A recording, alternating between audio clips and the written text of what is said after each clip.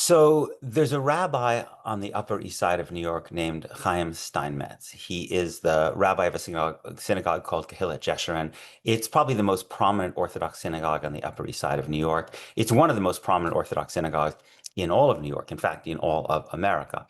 And after Zohar Mamdani's victory in last week's election for mayor of New York, he wrote in a letter to his congregants, quote, "It's beginning to feel like the 1930s.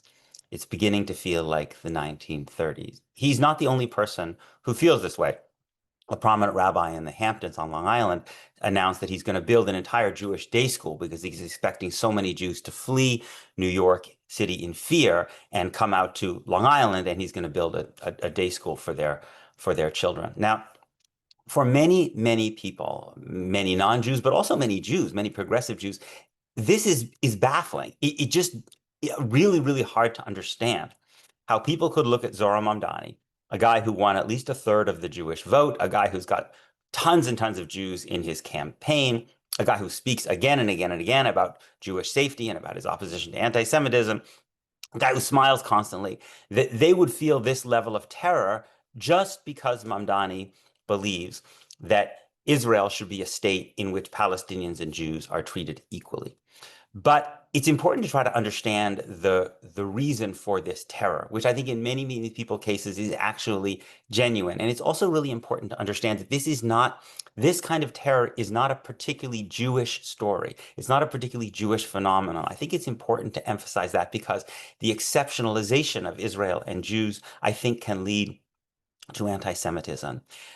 I think the best way to understand this terror is by recognizing that people who become very invested in political systems of group supremacy, in which one group, a religious, ethnic, racial group, has supremacy over another, that when you become deeply invested in that, you associate your safety, your identity with that system.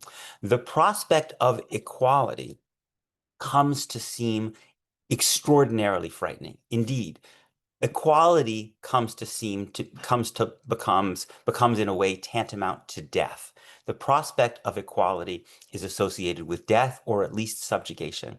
And this is not particular to Jews who identify very, very strongly with the political system of the state of Israel. It's, I think, common to groups of people who become accustomed to a system of religious or racial or ethnic or group supremacy. So a couple of quotes actually from my book, Being Jewish After the Destruction of Gaza.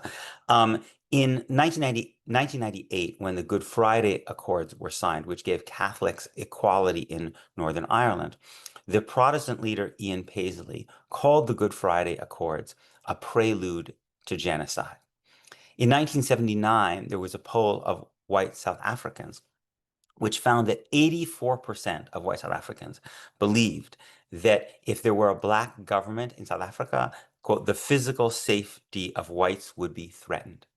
There's a wonderful book about white Southerners during the civil rights movement by the historian Jason Sokol. It's called There Goes My Everything, White Southerners in the Age of Civil Rights, 1945 to 1975. And Sokol writes, quote, "They thought in terms of white supremacy or black supremacy. If blacks gained rights, whites would correspondingly wear the yoke."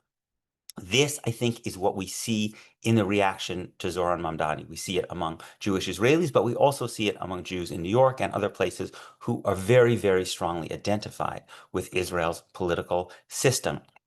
The idea that equality actually means the subjugation or even death of Jews. Now, of course, this is increased by the history of Jews that we have, of a deep history of oppression, persecution, indeed genocide. But you notice that even groups like, let's say, Protestants in Northern Ireland or white South Africans or white Southerners who don't have as dark a history of persecution as Jews do, still tend to see things the same way.